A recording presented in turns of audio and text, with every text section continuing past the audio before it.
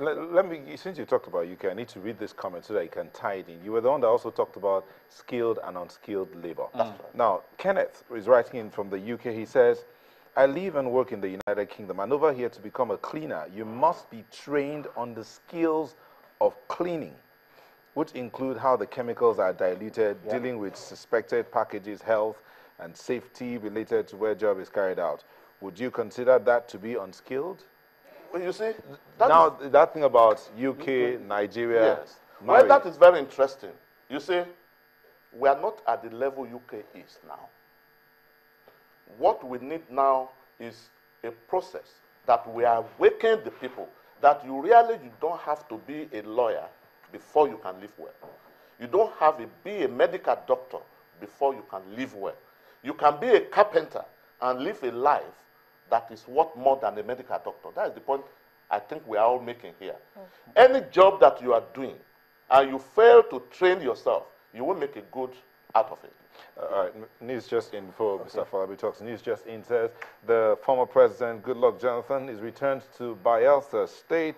He is at the moment in the government house with former governors, present governor, traditional rulers, and stands a big reception. That's news just coming in. The president has arrived in his home state, Bayelsa, and he's in the government house to a huge reception by both current governor and former governors of the state, traditional rulers, and other citizens of Bayelsa State, welcoming him back home. Mr. Falabi? Yes, I was going to refer to that message that just came in and talking about skilled labor and unskilled labor and tying it to national orientation as well as the personality of our new president. In Nigeria today, it's a personal experience. A lot of people have shared the same with me. You want to fix a broken tap in your house. It's broken. And you engage a plumber to come and do the job for you. And he's saying to you, the tap you need is going to cost so much and cost so much. There's the fake of it, there's the real one, and all that. And you give exactly the amount he says is for the best of that particular tap, for instance.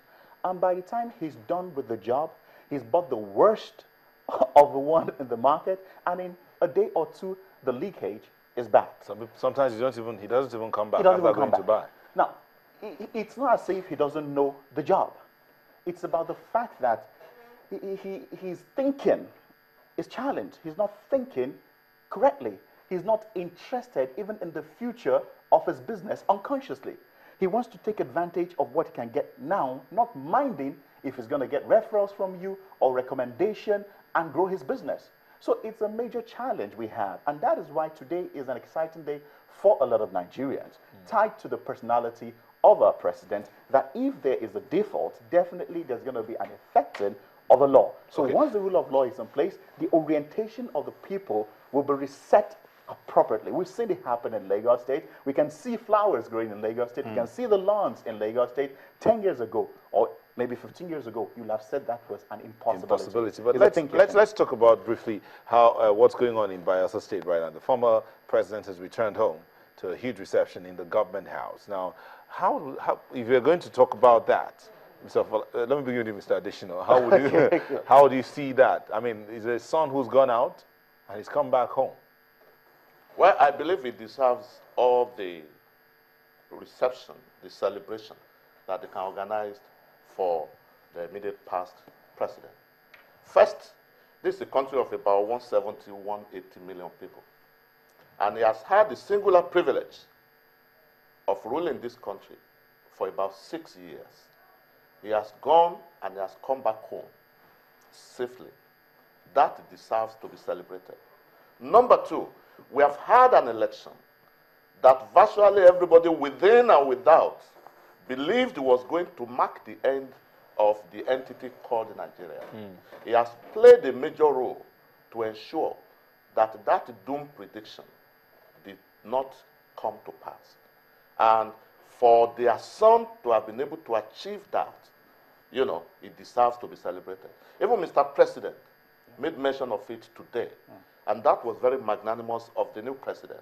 We cannot underplay that singular role that President Jonathan made in conceding defeat even before the final result was announced, and in ensuring that this nation remains together as one. So it is our hope that newfound love for this nation, unity of purpose, will continue to grow from this. We regard this as a seed that must germinate and bear fruit. I think the celebration deserves, Mr. President deserves the celebration is having. Before I come to you, Mr. Andrews, on that, let's join our correspondent, Chimezie, who is in Yocha, who is in Kaduna, monitoring the inauguration exercise there. Hello, Chimezie.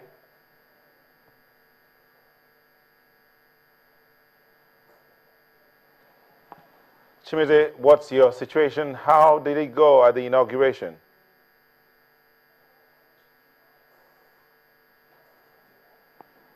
Okay, we'll get back in connection with him. I think we lost our connection. We'll get back to Chimezie, where in Kaduna, where El Rufai, His Excellency El Rufai, by this time would have taken his oath and would have given his inaugural speech. Mr. Andrews, you were going to say something about the president back in Bielsa? I think it's something that sorry, the former president.